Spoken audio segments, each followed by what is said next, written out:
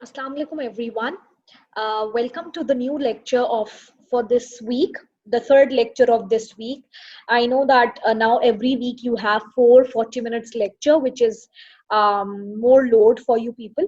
But we have our time constraints. You all are aware of the situation, and we have limited time before your final exams, and we need to cover the course. अच्छा, एक चीज जो मैं आप सबसे share करना चाहूंगी वो ये कि अगर आप लोगों को अपनी कोर्स आउटलाइन याद हो या अगर आप उसे खोल के देखें तो उसमें I was just going through your course outline अभी इस वीक के लेक्चर्स बनाने से पहले। तो उसमें यह है कि एंड में आपका राइटिंग और रिसर्च आर्टिकल है, ये वो आउटलाइन है जो आपकी यूनिवर्सिटी की तरफ से अप्रूव थी और हमने शुरू से इसी को ही फॉलो किया है ऐसे राइटिंग तक। बट एक तो पहली बात कि सेकंड सेमेस्टर के स्टूडेंट्स के लिए रिसर्च आर्टिकल लिखना is completely out of question. बिल्कुल भी लॉजिकल चीज ये नहीं है, क्योंकि ये 5th सेमेस्टर में जाके अगर आप स्टूडेंट से ये एक्सपेक्ट करें तो फिर भी समझ में आता है, अदरवाइज इट्स आप लोगों के लेवल पे ये नहीं है। दूसरा ये कि जिस तरह से मुझे आप लोगों के मिड टर्म के बाद मैंने आपकी लैंग्वेज नीड्स आइडेंटिफाई की हैं, उसमें मैंने ये चीज आइडेंटिफाई की है कि आपके बेसिक जो कंसेप्ट्स हैं लैंग्वेज के वो क्लियर नहीं है। तो उस हिसाब से फिर मैं लेक्चर्स में मैंने चीजें ऐड की हैं, ग्रामर का पोर्शन ऐड किया है, मैंने वर्ड क्लासेस का ऐड किया है, टेंसेस मैंने पहले ही ऐड कर दिया था मिड टर्म से पहले ही। तो वर्ड क्लासेस मैंने ऐड किए हैं, टाइप्स ऑफ सेंटेंस स्ट्रक्चर, और ये सारी चीजें मैंने ऐड की है क्योंकि आपकी नीड है, आपकी लैंग्वेज नीड है, ताकि आपको ये बेसिक चीजें पता हो तभी आप राइटिंग कर सकते हैं। तो इसलिए मैंने देखते हुए, ऑब्वियसली ये जो होता है कोर्स आउटलाइन को आप रिजिडली फॉलो नहीं करते, वो आपको स्टूडेंट्स की जो भी रिजल्ट है वो देखते हुए उनकी करंट नीड्स को आइडेंटिफाई करते हुए फिर आप उस हिसाब से चीजों को अपडेट करते रहते हैं। लेकिन बहरहाल आपके कोर्स आउटलाइन में जो राइटिंग रिसर्च पेपर है वो बिल्कुल आप लोगों को मैं क्लियरली बता दूं कि वो बिल्कुल भी इंक्लूडेड नहीं है।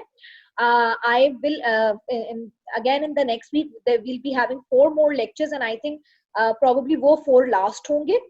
तो उसमें रिव्यू रिसर्च पेपर एक है या रिव्यू आर्टिकल है, उसमें भी मैं बहुत टेक्निकल चीजें नहीं और टेक्निकल कोई रिसर्च पेपर नहीं उठाऊंगी, लेकिन आई सी शायद मैं रिव्यूइंग एन आर्टिकल को ऐड कर दूं। वो इसलिए क्योंकि मैं आपको पैराग्राफ राइटिंग भी पढ़ा चुकी हूँ, मैं आपको समरी राइटिंग बता चुकी हूँ, फिर बुक रिव्यू कैसे लिखते हैं वो कैसे डिफरेंट है वो बता चुकी हूँ। तो रिव्यू, एक आर्टिकल को रिव्यू करना और उस पर कॉमेंट करना, क्रिटिकली उसको इवेलुएट करके कि उस आर्टिकल में क्या था, उसके क्या स्ट्रेंथ्स हैं, क्या कमी थी, तो ये बहरहाल आप फिर भी आपके लिए समझना आसान होगा। तो रिव्यूइंग आर्टिकल को मैं इंक्लूड करूं शायद, बाय द नेक्स्ट वीक मैं उसको देख लूंगी कि किस तरह का कंटेंट आपको पढ़ाना है, मगर राइटिंग और रिसर्च आर्टिकल फिलहाल मैं बिल्कुल भी इंक्लूड नहीं करूंगी।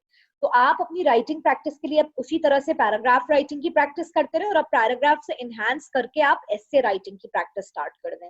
अपार्ट फ्रॉम दैट आपकी जो ग्रामेटिकल कंपोनेंट में पढ़ाई जा रही है उसमें उसको थोड़ा रिवाइज कर लें, उसको रिव्यू कर लें, ताकि आप आगे की चीजें भी आप आसानी से कर सकें।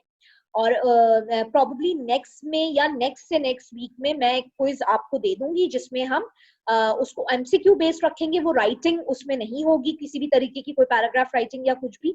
उसमें यही होगा कि tenses, word classes, types of sentences, sentence structure, आज जो हम टॉपिक करने वाले हैं modal verbs, in the next lecture हम पैसिव वॉइस करने वाले हैं, तो वो ग्रामेटिकल बेस्ड आपका क्विज होगा 15 मार्क्स का।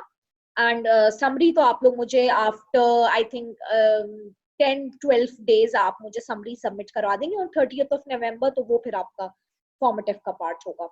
तो चलें फिर let's move on to today's topic which is modal verbs. आप सबको आइडेंटिफाई शायद आपको आइडिया होगा कि वो मॉडल वर्ब्स क्या होते हैं। तो मैं बहरहाल उसके स्ट्रक्चर पे फोकस करूंगी और उसके यूसेज पे फोकस करूंगी। मेरा फोकस ज्यादा यूसेज पे होगा because a lot of time all of you use these modal verbs in your daily life.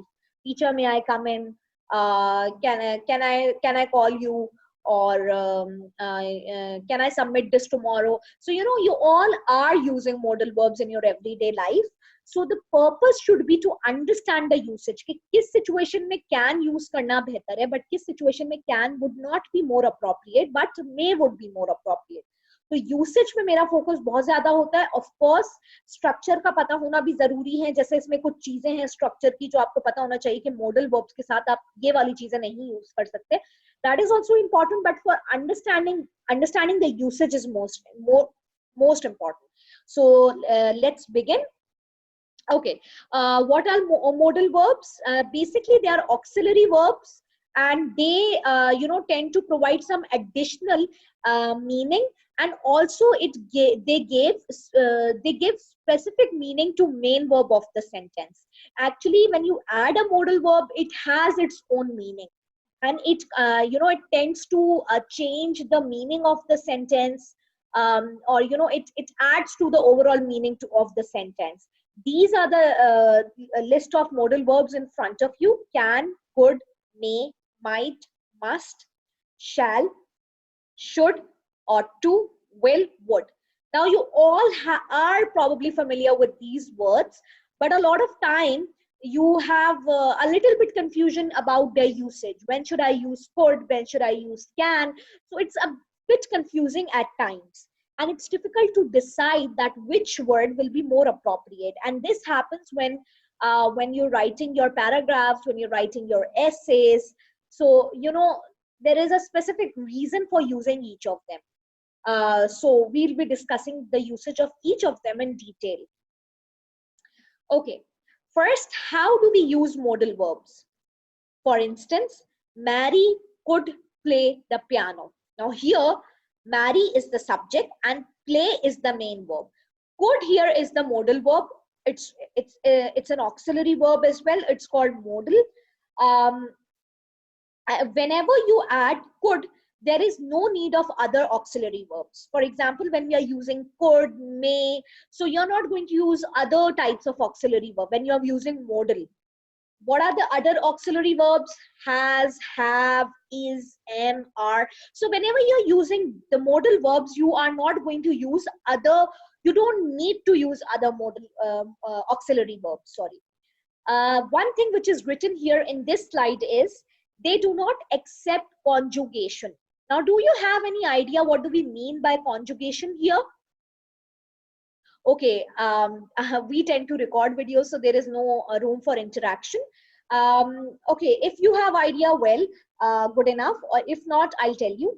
Basically, conjugation is, creating different forms of a verb from its principal parts, like from its main part. For example, here in this sentence, we have a main verb, play. Right? Now, you can create different forms from this single main verb. You can add s, plays. You can add ed to show past tense, played. Similarly, for instance, there is the verb break. Now, it can be conjugated to so many other forms like breaks, broke, broken, breaking. So there are different forms in which they can conjugate the main verb. But modal verbs can never have conjugation. So you can never add an s with could, coulds, or cans, or mays. So always remember that. Some people subconsciously commit these mistakes that they tend to, add an s or es even with the modal verbs. So this is not acceptable. Modal verb will always remain in its one form. Okay. Now the usage obviously of one modal verb is different from the usage of another modal verb. But you cannot, add inflections. You cannot conjugate these modal verbs. Okay, so please keep this in mind. Unlike main verb, which can have multiple forms, they can conjugate. You can add s or es depending on the subject or the tense, or you can add ed. But with modal verbs, you cannot add inflections. So this is one thing. The other thing is that whenever you are using a modal verb, there is no need to use other auxiliary verbs like is, am, are, has, have, these auxiliary verbs. Because modal verb has a different purpose and they are fulfilling that purpose in a sentence. All right? Okay. So there is no s in singular. There is no do, does in the question. There is no don't and doesn't in the negative. For instance, he can ski. Now you're not going to say he can ski or he can skis. So whenever you're using modal verb, for instance, when we teach you tenses, we tell you that if the subject is singular, you will add s with the main verb. For example, she plays cricket or he plays cricket. But when the subject is plural with main verb, you are not going to use S or ES. For instance, they play cricket, or we play cricket, or even with you play cricket, right? So you, with the main verb, you use S or ES depending on the subject. Similarly, when you're using main verb in the question form, when you're using question form, do or does change depending upon the subject. For example, do you eat mangoes, right? Or does she like mangoes? Because with you we use do, and with they and we and I we use do, but with he, she, it we use does, right? The same is the case with the negative, don't and doesn't in the negative. But whenever we use modal verbs, you cannot add s to show plural or singular. And also, um, when you say, would you like to come with me? That's fine. Would is a modal verb. You're asking a question. Would you like to come with me? Now you cannot add do with this modal verb because it's fulfilling the purpose of a question. So you can't say, do you would like to come with me? That is completely incorrect, right? When you say they can't be serious, so when you say you can't be serious, that's sort of a strong statement in which you are you're asserting something. No, you can't be serious, right? But you can't say they don't can be serious, right? That is a grammatical error. So are you following? Do you understand how about the structure? Because right now we are on the basic structures, that you're not going to do this with a modal verb, you're not going to add this that with a modal verb, or things like that. But once we move on, I'll be discussing the function of each modal verb, so that you know in which context you must use which modal verb. All right. Okay, like I said, modal verbs do not have infinitives or ing form. Infinitive, for example, um, um, um, to infinitive. So you don't use to infinitive with more without to. Okay. So for instance, and also ing form.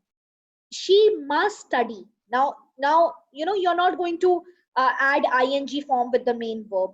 She must study. That would be incorrect, right? So when you say she must study, it's a strong obligation, right? As if she must do that. This is highly not only recommended, it's kind of it's a necessity, it's an obligation, right? We should have gone the other way. Now we should have gone, which means that we haven't done that, we haven't gone the other way, but we should have gone the other way. So we should have done that, right? But we haven't. He could play football in his youth. Now, when we say could, it shows something that was true in the past. So, an ability which he had in his youth, which means he maybe can't play football anymore. He could play football in his youth. Okay. Similarly, modal verbs do not have all the tenses, right? Um, Modal verbs will in fact use other verbs to complete the tenses. For example, can is completed with be able to, or must can be completed with have to. For example, they can play the piano. You can say they will be able to play the piano in the future. Or you must come early. So you can simply say you had to come early, right? So you can show the change of tenses with other words, but they do not have all the tenses. Okay. And now, when it comes to meaning, then we need to discuss that what do they actually communicate? What is the meaning or the purpose or the usage of each and every modal verb, right? So first is that every modal verb has a different purpose, right? Some of the modal verbs only fulfill one purpose, or it conveys one meaning. But then there are modal verbs which can be used in two different contexts, right? And then there are certain modal verbs that are used to express something that has already happened in the past and that are no more part of the present, right? So depending on what they express, modal verbs have been divided into these three forms. Some of the modal verbs come under the first category, which is the category of single concept modal, and they have one meaning.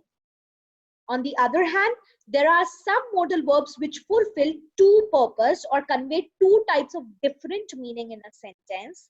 So they are known as double concept modal, right? And so some of the modal verbs will be in this category, the second category, which are fulfilling two different purposes or have two different meanings. Last but not the least, we have some modals which are used to express something related to a past situation and not something that can be linked to our present or future, right? So let's see. Now in single concept modals, we have will, might, should, ought to, had better.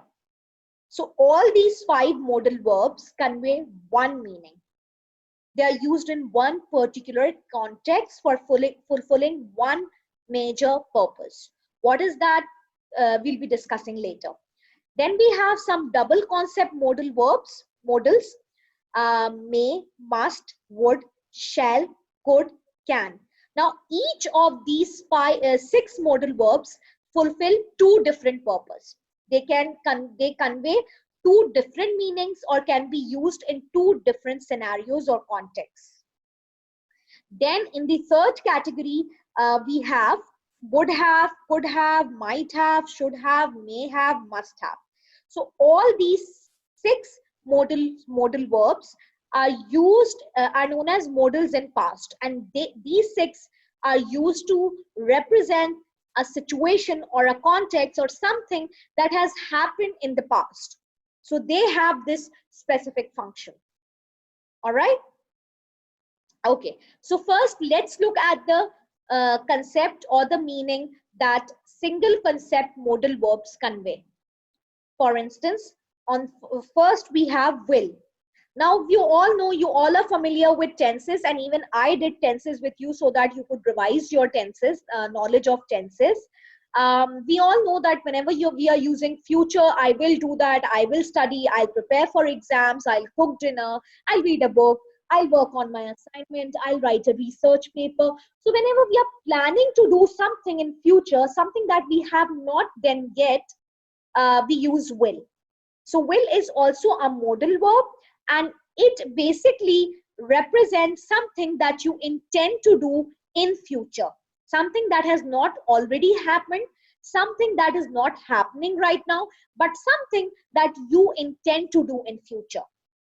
For instance, Joe will travel to New York next week, right? So here, Joe intends to travel. He hasn't traveled yet. He's not traveling right now. He will travel to New York next week. So the function of will modal is only one, and that is to represent or refer to events that one intends to do in future. Then we have might. Now might refers to small probability. Probability क्या होती है कि chance, कि कितना chance है किसी चीज के होने का. तो अगर बहुत ही कम probability है, आप अंदाजा लगाते हैं, ठीक है, chance कितना है.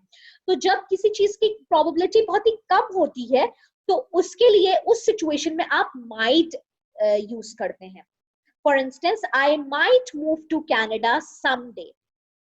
Right? Someday might shows that there are chances. I plan to do that. There are chances. There is a probability, but the chances are quite low.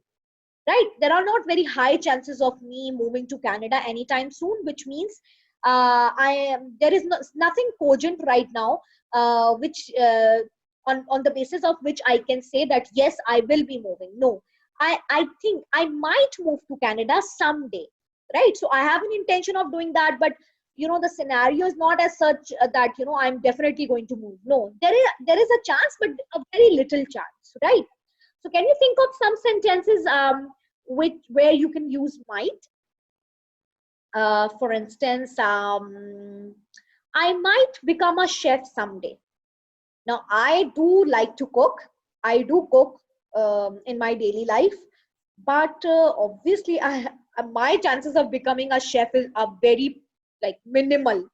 So, and also I've just given this example, but also I don't have any intentions of becoming chef.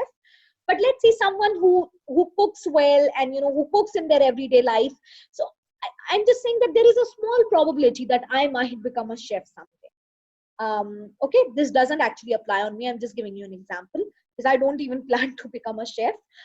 Okay, so you can think about your situation. You can pause this video right now, because if you keep on doing things while you are listening to the video, तो उसी वक्त आपकी practice भी हो जाती है, क्योंकि बाद के लिए फिर आप चीजें करना, टाइम निकालना और वो सारी चीजें मुश्किल होती है. So you can pause the video and you can think about something जिसकी probability तो है, लेकिन बहुत कम probability है, right? For instance, if I say I might visit you people someday, so obviously इसकी probability बहुत कम है, right? Okay, now should is only used for recommendation. You should go to the doctor, right? So it's my recommendation. I recommend you, I suggest you to go and visit the doctor. Similarly, if I say tell you people, you should study now, you should listen to the video lectures, you should complete your task on time, you should practice after every class. So these are my recommendations for you. So this is what the purpose of should is, right? And also should is used in a question form as well. Should I come with you? So asking something, that is something else. But if you see should in a sentence, in a imperative sentence, in a statement, it's used for recommendation. Similarly, we have another model, which is ought to. Ought to also sort of convey a recommendation, but it's more formal, and also it's used less as compared to should. We mostly use should, but ought to is also a recommendation, more formal recommendation. We ought to know about first aids, right? Okay, so when we say had better, it's a warning. I had better study or I'll fail the test. So you all better study or you will score less, right? So it's a sort of a warning. I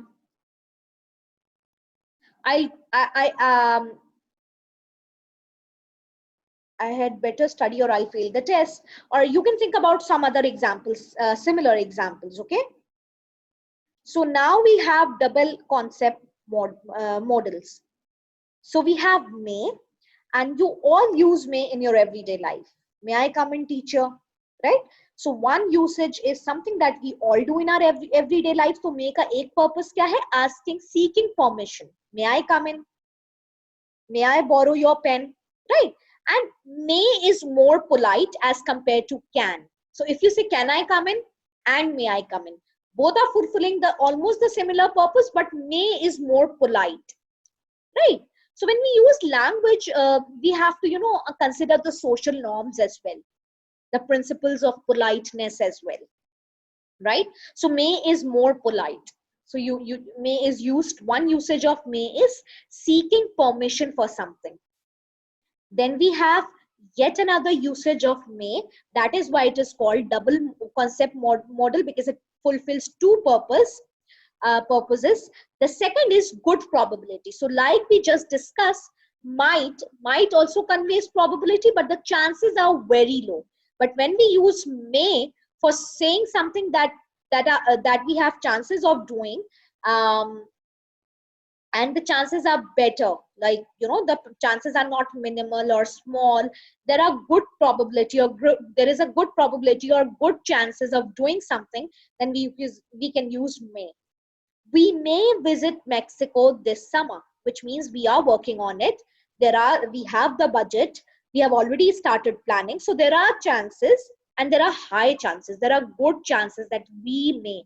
Obviously, when we say may, thing is the plan is not 100% sure, because if it's 100% intention and you plan to do something, then you say we will visit Mexico this summer, which means you have a proper plan of future, something that you wish to do in your future. But may doesn't obviously tells that there are chances. There is not no 100% surety, but still the chances are good. So we may have final exam from second week of December. Right now, obviously there is a good probability considering everything, the way things are going in this semester. But obviously, until unless we have the timetable with us, we cannot say anything for sure.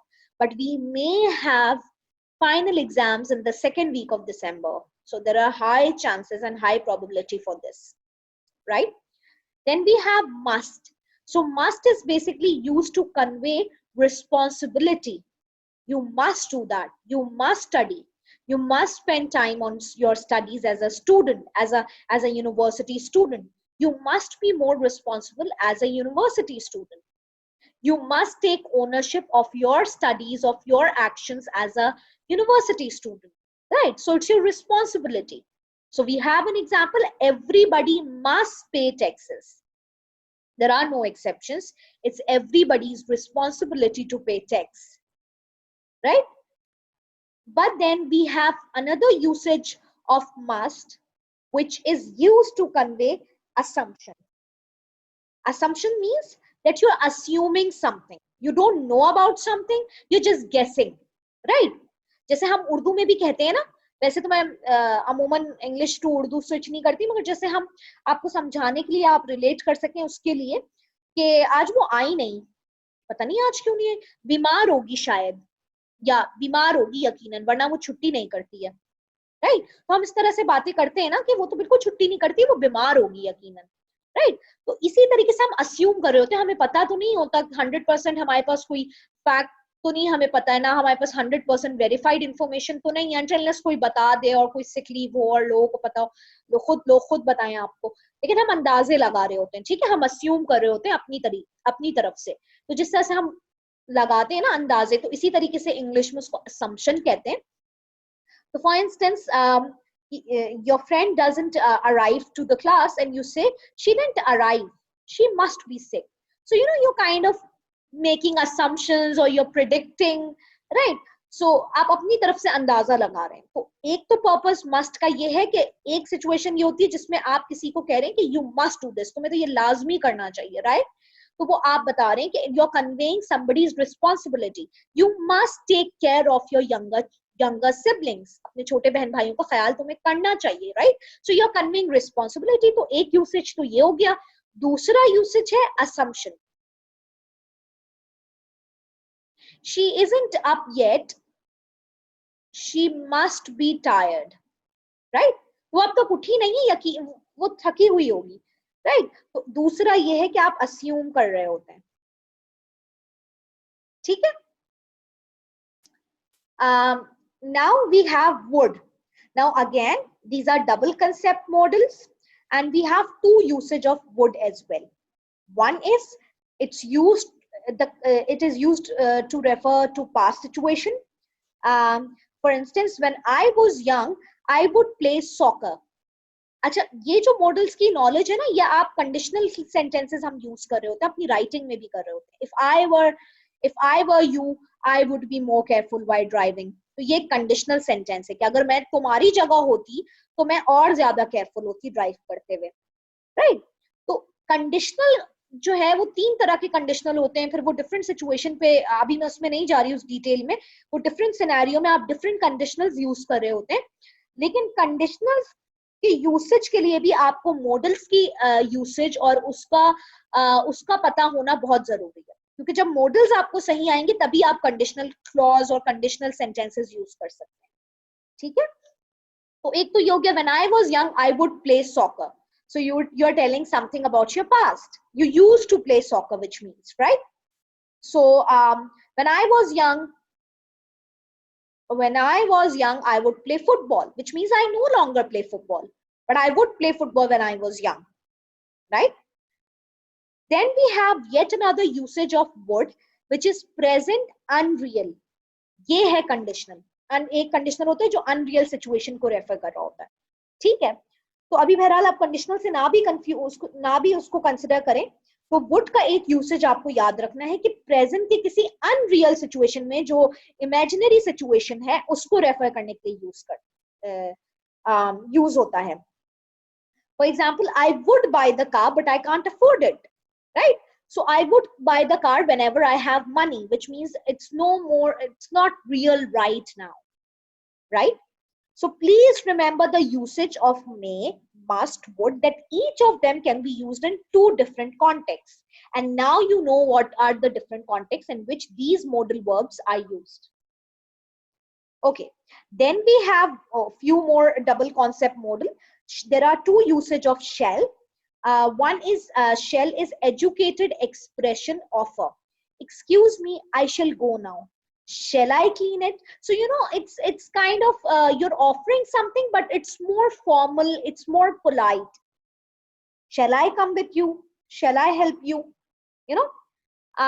Then we have another purpose or another usage of shall, according to which it refers to an obligation that is based on some sort of agreement or contract. So in a contractual obligation, the company shall pay on January 1st, right? The court shall decide in favor of the victim or something like that. So it's mostly used in formal documents or formal official conversation as well, because it represents something, a sort of obligation that is contractual in nature. Then we have could. Now, could refers to unreal ability, right? Something that you could do, but obviously you don't have the ability. So it's unreal. I could go if I had time. If I had time shows that I don't have time, which means I can't go, right? So could is something that I could do something if I had time, which means I cannot do it right now in my present. So unreal ability. Then we have could, which refers to past ability. For example, she could play the piano. I could play the violin, right? Which means I can't play it anymore. Or I could speak Arabic, or I could speak Chinese, which means I used to maybe study when I was a kid, but I can't speak it anymore because I left using it. So I'm out of practice, right? So it refers to past ability, something that you could do in your past, but you cannot do anymore. Then we have can, which refers to your present ability. We can speak English. I can cook. I can write a letter. I can write an article. I can read books. I can read one book in a month, right? So it refers to something that you're able of doing. I can listen to all the lectures on time. So, something that you can relate to. So this is one usage. The other is permission. Can I have a candy? Can I have a pen? Can I borrow your pen?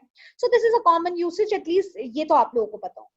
So if you revisit these may, must, would, shall, could, and can, always remember these 6 modals are double concept modals. They are used in a specific situation. So in order to use them correctly in your writing, you must be familiar with their usage. All right. Now let's talk about, so this is a chart, and you can draw this chart in your notebook or in your lecture notebook, and you can come up with different sentences. So this is a very good way of practicing for modals, right? So you can make this chart and you can directly write sentences. So this way you'll practice for each modal. तो आप यहाँ पे सारे modals लिख लें vertical column में, जैसे यहाँ पे लिखा हुआ है, और फिर आप probability, possibility, ability, permission, obligation या offers इसको लिख लें आप. तो फिर आप देखें कि आपको कितना retain आपने किया है, कितना आपको समझ आया.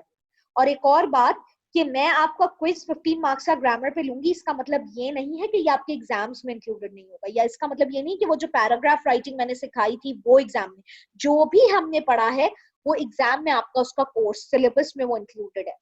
ऑब्वियसली सिमिलर क्वेश्चंस नहीं आएंगे, लेकिन वो डिफरेंट वे में आ सकता है. ठीक है, तो एग्जाम तो आपका कॉम्बिनेशन होगा, उसमें एमसीक्यूज भी होंगे, उसमें राइटिंग टास्क भी होंगे. समरी राइटिंग भी आ सकती है, कोई सा भी ऐसे आ सकता है। तो आप लोग ये सारी चीजें साइड बाय साइड प्रैक्टिस भी करते रहें, ठीक है। अच्छा जी, then we have models in the past which refer to actions that happened in the past. So when we use modal plus have plus verb in past participle.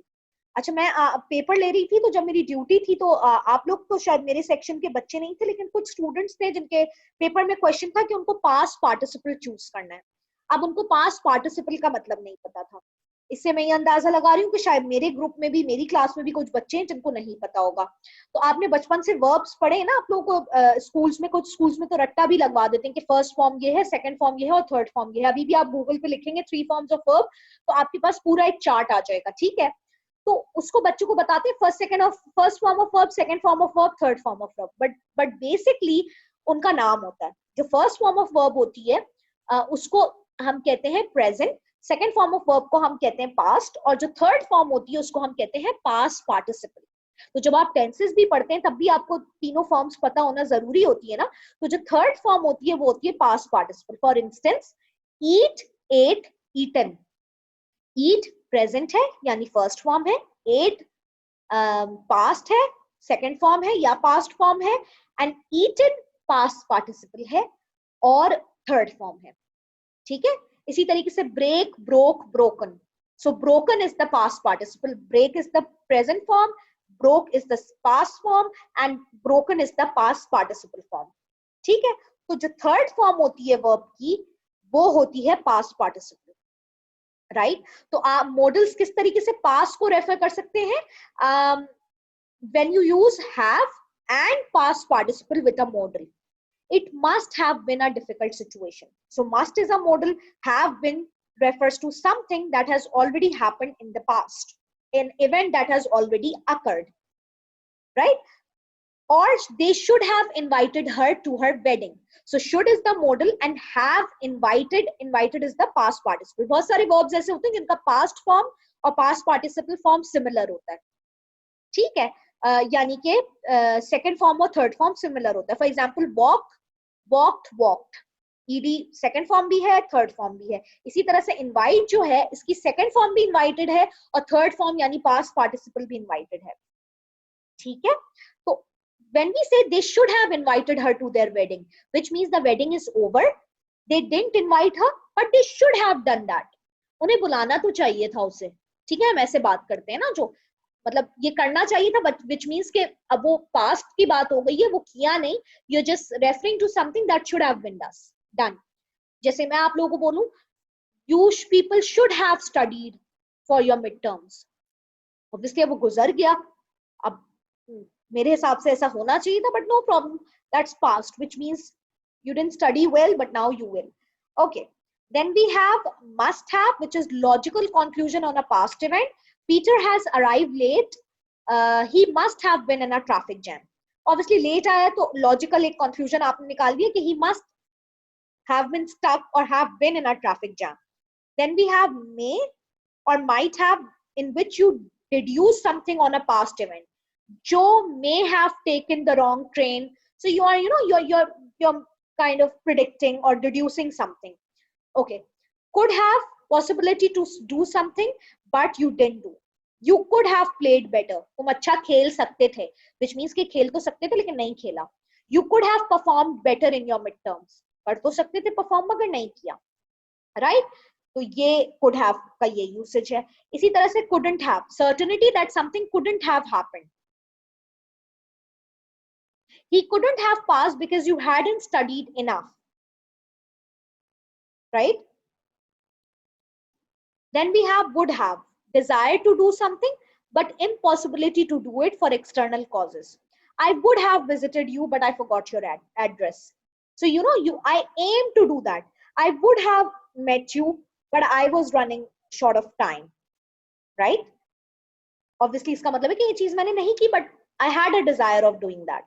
Then we have should, lament on something. Lament का मतलब होता है किसी चीज पे अफसोस करना. Lament on something that should have been done. कोई ऐसी चीज पे अफसोस करना जो होनी चाहिए थी लेकिन नहीं हुई. For example, you should have warned me earlier. इसमें एक स्लैश के बाद लिखा हुआ you ought to have warn me, लेकिन ये बहुत ही कम इस तरह का यूसेज होता है, इसलिए ऑट टू हैव वार्न मी पास के साथ कम यूज होता है, लेकिन ये बहुत कॉमन है कि you should have warn me earlier. इसका मतलब है कि तुमने पहले वार्न नहीं किया लेकिन करना चाहिए था।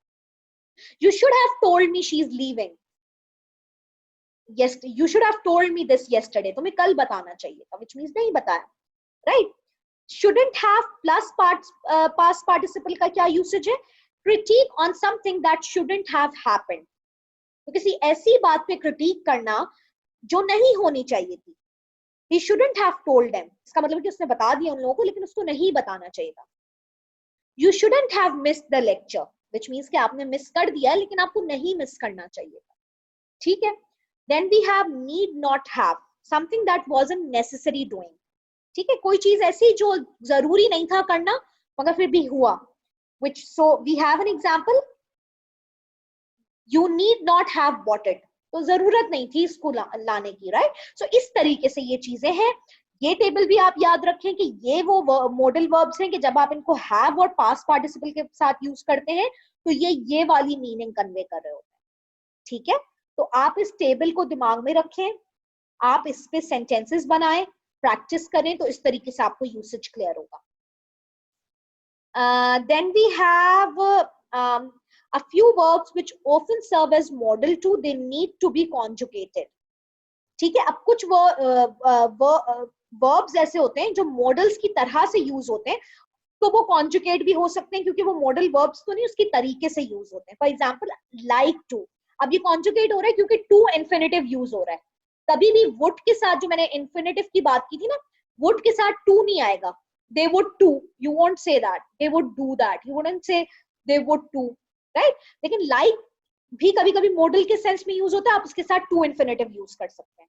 For example I like to watch TV, इसी तरह से want to यूज होता है कभी कभी मॉडल की तरह, है तो ये दूसरा वर्ब मॉडल नहीं है लेकिन कभी कभी यूज होता है, तो आप इसमें इसको कॉन्जुगेट करेंगे क्योंकि ये मॉडल वर्ब नहीं है। तो ये डिजायर को रिप्रेजेंट अगर करना है, John wants to buy a car, तो इसमें एस भी इन्फ्लेक्शन भी ऐड हो रहा है और इन्फिनेटिव टू इन्फिनेटिव भी है ये। इसी तरीके से नीड टू कभी कभी मॉडल की तरह यूज होता है जिसमें नेसेसिटी कन्वे हो रही होती है, we really needed to talk to you, right.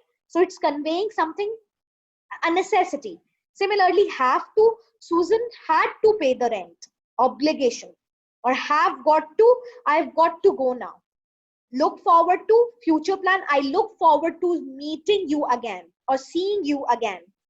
Now these words, these verbs, these are the few verbs which sometimes act kind of, they are not models but they kind of convey the function or a purpose which resemble that of models, लेकिन चूंकि ये in essence models नहीं है इसीलिए ये conjugate भी करते हैं, which means आप इसमें इनके साथ जब verb use करते हैं तो उनमें s भी use हो जाता है और इसको आप to infinitive के साथ भी use कर सकते हैं, because these are they act as models sometimes but they are not model themselves, right। So that's it for modal verbs. I hope कि आपको ये चीजें समझ आई होंगी, क्लियर हुआ होगा। बीच बीच में इसमें टेबल है अटैच इस वीडियो में, इस लेक्चर में, तो आप उस टेबल के फॉर्म में प्रैक्टिस करें, सेल्फ प्रैक्टिस करें, आपके पेपर में बहुत कम टाइम रह गया और आगे भी आपकी ये वाली चीजें आपके काम आए। So see you in the next video, next video with a new topic. Thank you.